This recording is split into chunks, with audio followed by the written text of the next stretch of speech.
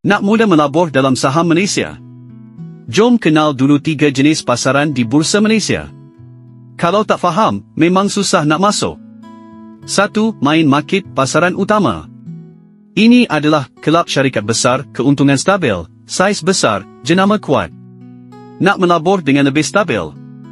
Mulakan dari sini, memang pilihan selamat. 2. S Market, pasaran S.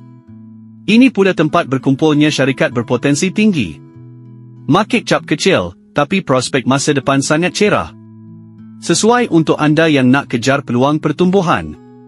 3. Lead Market, pasaran lead, adalah isor driven market. Yang ini pelabur biasa tak boleh masuk. Hanya untuk individu berpendapatan tinggi atau sophisticated investor sahaja.